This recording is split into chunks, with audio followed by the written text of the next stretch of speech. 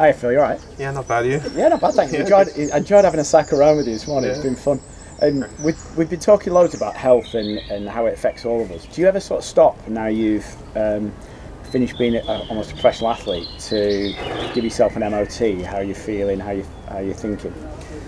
I have to be honest. Since I've stopped cycling, I probably haven't. No. When I was a cyclist, we had our own team doctor, we had a physiotherapist. The slightest cold or injury, you could go see the doctor, the physiotherapist that you were looked after. So you didn't really have to think about it, but now, when I retired and joined Sunbelt, there's been a few times where I was thinking, I actually need to see a doctor here, or I need to see the physiotherapist because I had injuries. But I guess, when you don't have it on hand, you just kind of brush it off and just hope it goes away. Do you know where to go for help? Do you know where to ask for help? I went to see the local physiotherapist once, but it cost me 45 quid, so I didn't go back again, so I just tried to solve it myself. But it's I guess it's the money. The money is a big issue. It costs 45 quid for half an hour, and it's not many people who want to spend that much money, and they just hope they wake up the next morning and goes away. What about you, Sharon?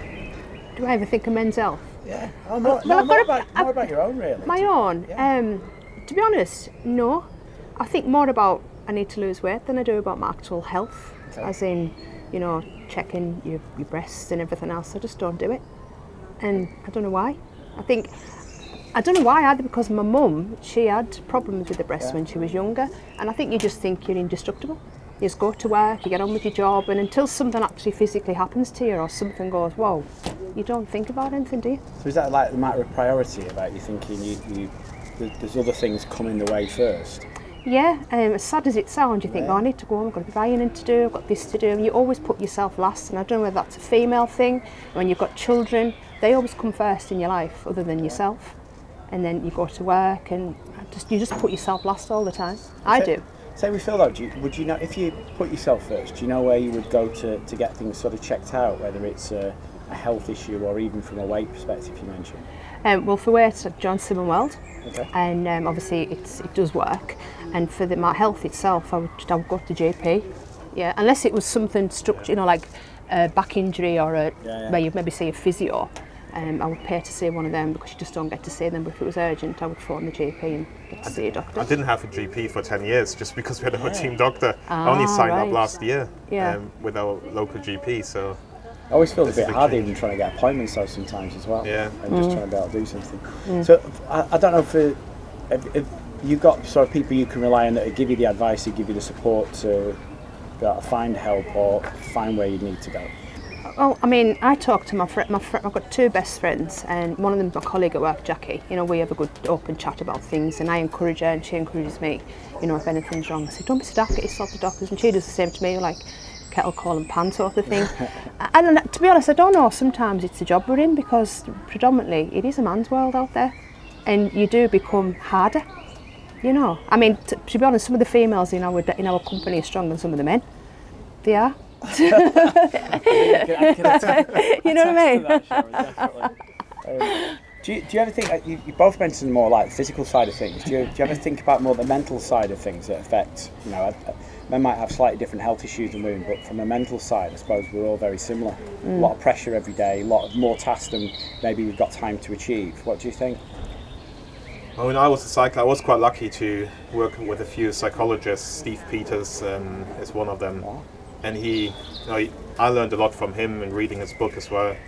I think that helped me a lot. I think in my normal life as well, how to deal with pressure, anxiety and stress, and so on. So I feel like I'm in good hands with myself, with my own knowledge at the moment. But you never know; it could take a turn, and I need to find professional help. But I feel like I've got a lot of friends that have mental health issues, and they had to go see professionals. But that all kind of came through the sport, the sports psychologist helped them. But I feel like maybe if you're not an athlete with a support network, you'll be struggling, and a lot of people probably don't know where to go. Yeah, I think that's probably a big challenge, isn't it? Everyone sort of talks about mental health more now and understands there may be more challenges than physical, but don't necessarily know where to go for help. Is that the same for you? Well, I mean, we have a mental health first aiders within work. So to be honest, if I felt that way, I could probably ring someone within the company to find out, which way to go. And we've got 24/7 help. Again, doctors are now, they're so inundated with other things. Yeah. And as a woman, we get to a certain age, you get like a bit of a brain fog as well. And could it be the menopause? Could it be mental health? Could it be Alzheimer's? You think of all sorts, but you always put, no, it won't be that, it'll be this. You think of something else, and you Google, and you shouldn't. Yeah, Google's Yeah. one, definitely Yeah. one. Google's You one of the Google, worst ones. You've and got you a sore shouldn't do finger it. and suddenly Yeah. everything falls to pieces. But then tomorrow's a different day, isn't it? You think, Yeah. oh, what was all yesterday all about? I'm fine. It's just precious. Do you find it easy to recognise where others have got either mental or physical health challenges that we could support? I think you just need to be honest. Like if someone's struggling, I think they should just speak to you and be open about it. There's a lot of people I thought they're the happiest people in the world, and actually were the people that were struggling the most. So I think you should just be encouraged to just open up, and if you have a problem, to speak out, I think. I mean, every day at work, I go around and I'll speak to everybody and go, hey, everything all right? Good weekend? And you get to know the people that you work with, who's got problems, who hasn't got problems, who's just had a family and things. And I always make it a point of saying, kids all right? How's things gone with your girlfriend, your wife, your partner?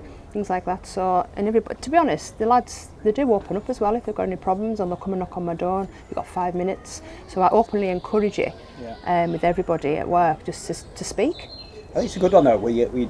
How many times do we ask someone, are you okay? And then you go, yeah, and then you on to the next conversation. But maybe that second or third question sometimes about, are you really okay? Or could you, do you need any help with anything? It makes all the difference, doesn't it? And if they trust you as well, then they're gonna come and ask for help as well. Yeah, to be fair, I mean, and a couple of them have actually come and said to me, you're always asking us how we are. How are you? Yeah. I'm like, yeah, I'm fine. So we get on really well. Do you give much away to them then if you're struggling with anything? I do it to my friend Jackie, but I wouldn't to the lads. You wouldn't? No, I don't. It's no, I don't know why. I just don't. But like I say, me and Jackie, we're really close. You've got to have someone to lean on, haven't you? Yeah. So you find it maybe easy to lean on someone a little bit sort of removed from the day to day? No, because we both work together, me and Jackie. Every day? I didn't know you did that. Yeah, we do. We worked together for quite a few years. We started work together. She left our family, I carried on, and she came back, third time lucky. What about you, Adam? Do you ever give yourself a health MOT? I think so. I'm quite lucky that I've got a good group of friends around me as well, that some are in more high pressure jobs than others, but we've known each other for such a long time that you sort of, even without talking about it, sometimes you understand when something's a bit off. Yeah. I think for me now, we have such a wide and diverse team now, it's a challenge every day, particularly from a work perspective, to have that time sometimes to scratch below the surface to make sure people are okay. And even with family, I've got a 21-year-old son, and I know he's already having certain challenges after being in lockdown for a couple of years. So I think it's taking that time and being honest with yourself, really. Yeah.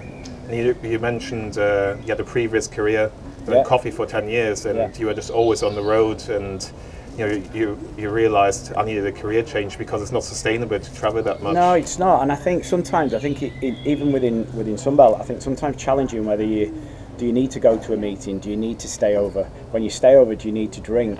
Do you need all those things? You need to start maybe having a little bit of a think about. And as you get older, I think you appreciate sleep a little bit more. You need to function, and having a drink on a Monday and a Tuesday. When I was in my old job, we were out for dinners constantly, and it takes its toll on your health. So mental health as well as physical health. So yeah, definitely. I think, and now I think for advice for anybody, it'd probably be a bit more challenging of when people take time off you. Yeah. It's difficult though, isn't it, sometimes when you're at work, because your phone's constantly going, you're answering your phone all the time, you don't switch off. I mean, we've noticed here, you're answering because your job's so pressurised as well as a director. And you've got people there you're responsible for, to the city, to the board, you know what I mean? How do you manage to switch off? I'm probably a big one that I don't get too excited if everyone's telling me it's going really well, and I don't get too down if everyone tells me it's not going so well. Mm-hmm. Normally, I think everybody within Sunbelt, everybody within the businesses, I think everybody comes to work to do a good job, but work's only part of their life. Everyone's got family pressures. I don't care whether it's a CEO, whatever job role you've got within the business, and I think taking that a little bit of time to realise work's part of what you do and it isn't just you is really important. You know, when any of us probably walk through the door, if you've got partners or kids or anything, you're just sort of boyfriend, girlfriend, mum, dad, you know, friend or whatever. The title doesn't really matter. No, it doesn't. But once you're at work, though. Once you're at work, though, it's tough, but you just have to make time within your day. I always block a little bit of time every day, where the phone goes on silent, goes away, and I just have a sort of think about what we need to do and a catch up. That's not in the car or anything else. It's just sort of sat. And that's the one bit of the day that I never ever cancel. So I don't let anybody encroach into that time. I don't care who's ringing me. Always have at least an hour. Give us a time, we'll ring you. Catch you out. Change it around every day, but you need to do it. Yeah. You know, I'm no different than anybody else within the business. Everyone works really hard, got a lot to do. I know Whitehaven Depot, we were OPEX last year, and they brought it in, and I used like your structured week, and you put in your calendar, and you have like 5S walkarounds. And to be honest, there was a few times I missed it because you're busy. Yeah. But that walk around isn't just making sure that there's something safe and the signs are there. It's actually speaking to everybody. Everything all right? Everything okay? You know, how are you getting on? Yeah. So you're asking that. So it's giving you a break as well as them, because they have 5 minutes to talk to you as well. Yeah, just to make sure. And I was with in Swindon branch last week with Amy and Will and Sue and the team. And it was brilliant that when we didn't really spend any time in the office. We were out and just chatting to everybody who was fixing machines, delivery drivers, everything. And I think everyone does appreciate that few minutes that you take. Yeah. And I agree with sometimes, you know, does anybody ask, you know, as a leader, as a manager within the business? Actually, I get asked quite a lot, you know, am I all right now? But that didn't happen a year ago, so we're definitely seeing progress. Oh, definitely. You know, the lads think it's a breath of fresh air because they've got like capacity plans, they know what they're doing, and there is pressure, but not the same pressure. They know what they're doing in that day, and they can time it all, and then they're always there like, oh, this emergency's happened, there's no bother. It's not quite as dramatic. You know, everybody just gets on with it, so there is structure in the place. But yeah, the fact that I can get up off my bum and walk around. But even you know, from a health perspective, from a physical and a mental health bit, you know, I always put an hour in to go for a walk in a day, and that's in my diary. And sometimes, you know what, sometimes I need to do that at 2 o'clock in the afternoon. Through the working day? Sometimes, you know what, sometimes it'll be scheduled at the end of the day, and you know, I've got 2 one-to-ones with my team this afternoon, and we'll do it on the phone, and I'll make sure they're walking and I'm walking. Oh, really? So we'll have half an hour, 40 minutes each. So that means I'm walking for nearly hour and a half, 2 hours this afternoon, as well as all this cycling. Yeah, it's good though, isn't it? That's pretty good. Yeah, it's like when I can be driving. I could drive here this morning. I didn't have the radio on purpose, and you know, we just start thinking about different things and how today was going to go and how everybody was going to be, and I was nervous and thinking, well, why? It's just natural. Don't fall off the bike. Yeah, I'm not going to be able to pedal it. Skidding up there. But how great is it going out on the bikes? You know, everyone was happy when we got here. Yeah, it's just nice to be out. Yeah, it is brilliant. It's loads of fresh air. We've had, you know, people won't be able to see, but we've had so much interest from people nosing and seeing what we're doing. But again, just on a normal day out and about, hundreds of people just out for walks and enjoying yourself. And if you're probably not doing it, you're missing out. And how many times we come on the bikes there and everybody's morning, everybody's happy with the dogs, and that was like so relaxing, isn't it? Yeah. You know, happy. getting on with it. Yeah, it's lovely.